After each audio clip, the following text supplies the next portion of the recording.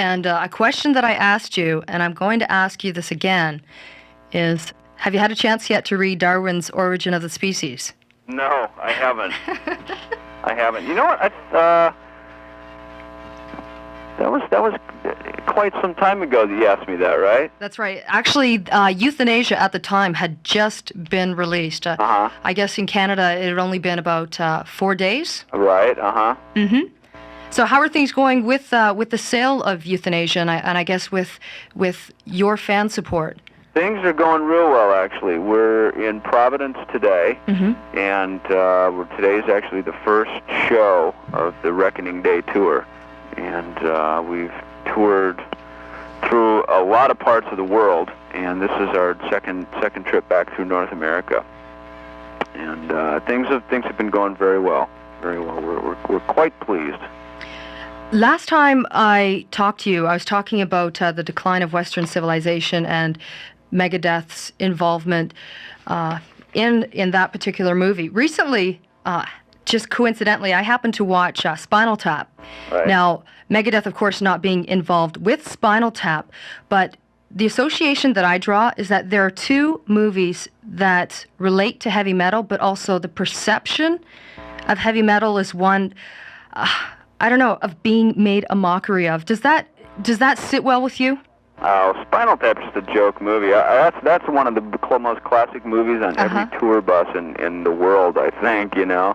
It's, I mean, that movie just depicts the irony of rock and roll, you know, about the time you start to take yourself seriously, you know, all of the problems that come along with it, and the shattering of the egos, you know, and things like that. And I mean, for us, you know, we take our band seriously, but we try not to take ourselves too seriously. Right. Because at the end of the day, we play music, you know, we're here to entertain people.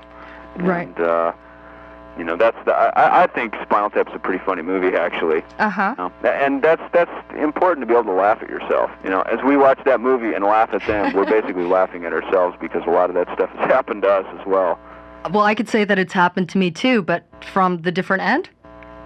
When you're looking at, you know, say even people within the industry, the way they talk, or the way they... Yeah, exactly. It's like so many people in the music business take themselves so damn seriously because they think that, like, you know, they're God's gift to the world, and it's like, come on, it's like, you know, all we're doing is we're entertaining people, you know? Right. Nobody's really any more important than anybody else at the end of the day, in my opinion, you know? And so it's, there's a lot of very overinflated sense of self-importance around the music business, but I think after you're in the business for a while and you're around it, it's sort of a phase you go through and come out the other side of it, you know. I guess maybe I can say that because maybe I went through it myself.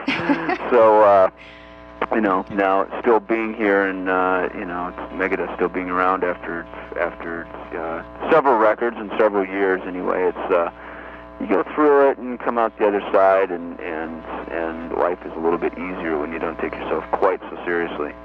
Did recording the album in Phoenix also add to the essence of Euthanasia? Well, yeah, it's because at least Dave, Marty, and myself were able to go home at the end of the day. Right. Nick, however, had to live out in a desert for a couple of months. How do you figure, then, that Megadeth has evolved with the release of Euthanasia? Well, I mean, since the release of Euthanasia, it's, you know, it's, I mean, musically, there's a lot of different things on the record that I don't think people have heard before from Megadeth, and I mean, since the release of the record, we've definitely taken our stage show in different directions. You know, we went out at the beginning. The first North American tour was very much was probably a bigger production than it is now, and I think a lot of that is because once you do that, it's kind of nice just to sort of like break it down and scale it back a little bit. I mean, I think for us, Sound and Lights has always been one of the biggest features for us. I mean, we've never been a gimmick band, which is cool because then we never have to rely on those things, you know. And so it's always really been about the you know, the lighting, the sound, and most of all the music, and just the four personalities of the band and the way that we work together on stage. Why do you think, Dave, actually, that the four personalities of Megadeth work now, and say more so or better than the different four personalities of the past? I don't know. We're all pretty different from each other. Sometimes it's kind of surprising that it works, and I guess that's why it works. If there were four similar personalities in the band, it would probably be kind of boring, and we probably would break up. But because we're four really different, unique personalities, you're unique from each other, so to speak. It's I think that's what really keeps the energy going, and I don't know, I don't really try to sit around and think about that stuff much. It's there again, it's more one of those things where it's like you just let it happen, and I think we knew when the four of us got together and made Rest in Peace a few years back that it was good chemistry, there was just good vibes, the music was good, and we just roll with it, and that's, I think, the most important thing, is just kind of go for some of those gut instincts. Right.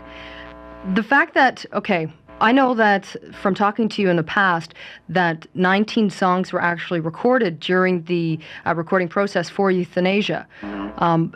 One thing that you had responded to, or Marty had responded to in the previous interview that I'd done with you, was that recording 19 songs would then give you the freedom while you're on the road not to have to break away from actually performing live to go into the recording studio. Is that still the same thing? You haven't had to break to do extra recordings? No, we haven't. In fact, one of those tracks, a song called Diadems, was used for the Tales from the Crypt movie, which was a good example of being able to just take a track that was already done and be able to use it in a soundtrack situation. Right. And the song, there's also another track, Problems, which we've also used, which is a Sex Pistols cover, something that we just banged out one night while we were in the session for Euthanasia, and it's kind of a good feeling to know that we have some music in the can that's already done.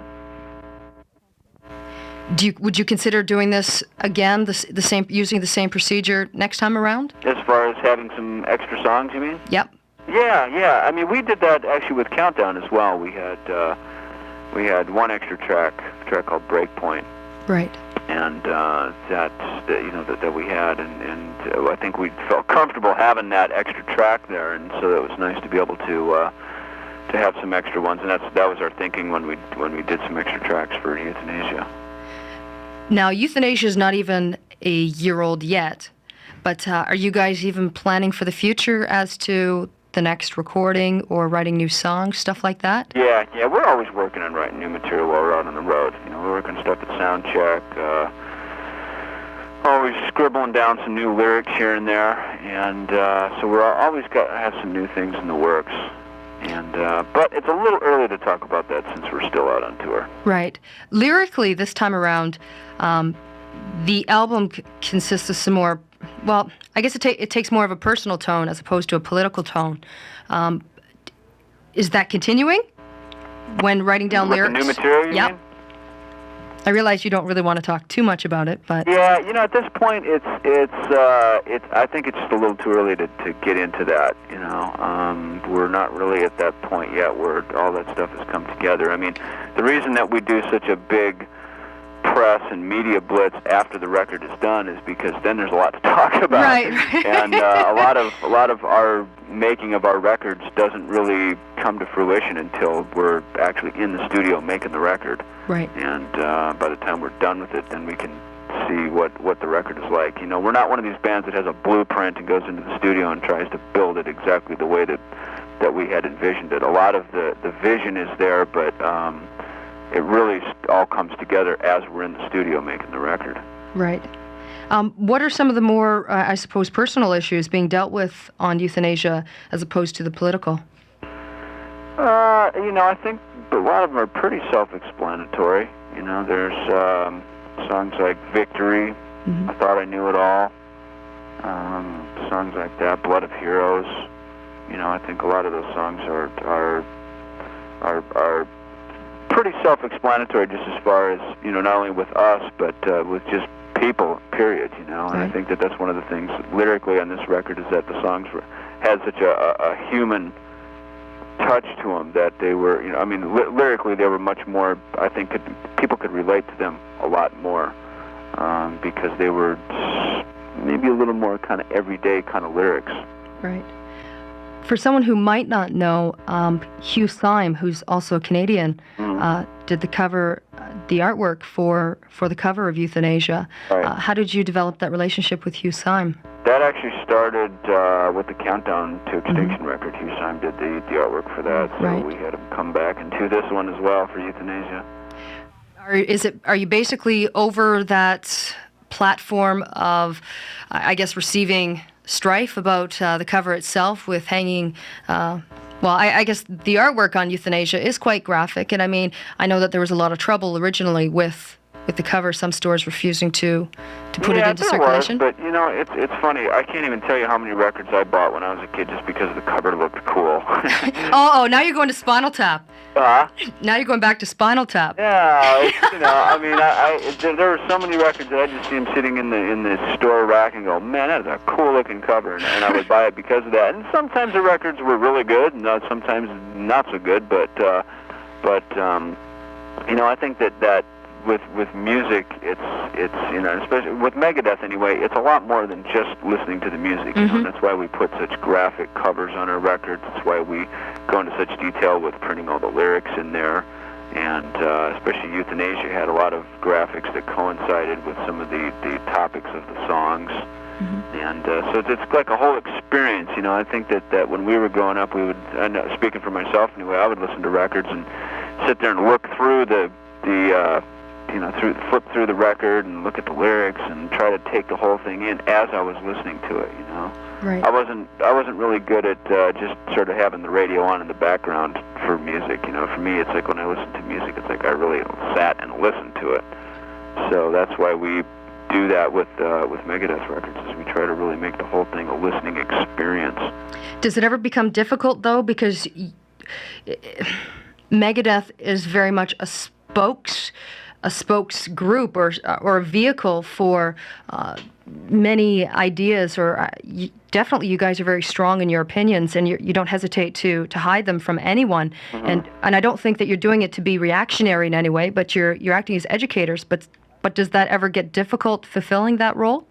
See, I think that's a title that has been given to us rather than it's something that we came up with. Right. I don't think we're self-proclaimed you know, spokespeople, so to speak. It's just that people like what we say, people relate to what we have to say. So since we didn't actually self-impose that title on us, we don't have any pressure to have to live up to that. Right. But is it ever... I don't want to say that you've been pigeonholed, but I suppose the media has done that for Megadeth. Does it ever make it difficult for you? Nah, not really. Not really. I mean, it's... you know, I think that with our music it's really just a matter of just doing what we really feel, and you know, not having to live up to any sort of expectations at all. And I mean, I would feel that that's kind of an uncomfortable place to be, making music for other people rather than just making the music for yourself.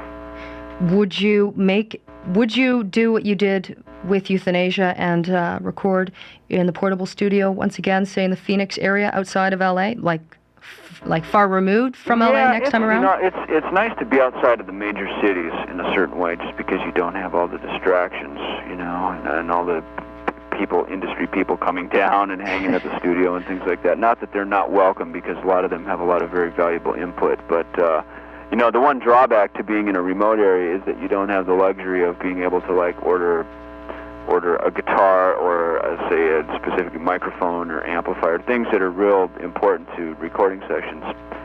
You don't have the luxury of that just being right down the street and being able to get it sent over so that you can try some different things out like that. But yeah, it's, you know, it really overall was a good experience. I mean, it took a long time to build the studio, and that was a serious undertaking to try to get that all together, but I think the satisfaction that once we got it up and running and we were actually able to like make any sound at all, let alone a record out of there, was a pretty good feeling for everybody. And a good record it is. Thank you very much. But I know Max was relieved. He put a lot of time into that thing, into building that studio. Max Norman, is he still using the studio specifically for his own recording projects? He basically moved that studio out of Phoenix and moved it out to Los Angeles. Oh, to the land of distraction. Fat Planet Studios out in Los Angeles. Would you, so I'm assuming you'd consider moving it again if you were to work with Max Norman? At this point, I don't even think it's movable. Oh, I really? think it's already reconstructed and put back together inside of another building out in L.A., so I don't even think it's movable now. Oh, no, that's terrible. Yeah, you know, hey, it's a one-time deal, you know. Are there any groups right now that you find yourself listening to that of interest that you'd like to let other people become aware of or should be listening to too? God, you know, it's funny that band Live has gotten really popular, and I remember hearing one of their songs on the radio probably almost a year ago, you know, and really liking it. And it's one of the only CDs that I bought last year, actually, and it's funny that they've gotten as popular as they have. So I think that a lot of people already know about them, but that's a group that I really like a lot. And Stone Temple Pilots I've always thought were a good band. And so there's a lot of, you know, a lot of the new music that's out right now, Sponge, things like that. Mm-hmm. And I like a lot of music because it's very guitar oriented. Right. Do you find that you still have time to listen to the radio or listen to new up-and-coming artists? Well, you know, I guess the reason I mentioned some of those bands are, you know, either I have their CD or maybe they've got a track or two that catches me, you know, when I'm listening to the radio. And when I'm at home in Phoenix and I'm just driving around in my car, that's when I have the radio on and I just flip through the dial and, you know, listen to different things that are on the radio. Out on the road right now, I don't really listen to a whole lot of music. It's like we play music an hour and a half, 2 hours a day anyway, and that's aside from working on our own stuff at sound check and things like that. So I don't really get a chance to listen to a lot of other. Actually, you know what? I get the chance. I guess I just don't really make the time. Right. To listen to a lot of other music, but I'm always interested in seeing what's out there. I think for a musician, it's good to be open to a lot of stuff. I listen to other stuff too, just besides rock music as well, which I think is kind of good for the soul, good for the chops. Well, Dave, I want to say thank you very much for talking with us here at CFMU. You're welcome. And sorry for the confusion that took place this past Monday, but the gentleman who was originally supposed to interview you he was hit by a car. Really? Yeah. Well, I'm sorry to hear that. Is he all right? He's okay. He's all right, okay. Good. See, there's a perfect Spinal Tap moment for you. Dave, take care and all the best on tour. Thank you very much, and look forward to seeing everybody, I guess, actually in a few days. Perfect. Right. Dave Ellefson, Megadeth.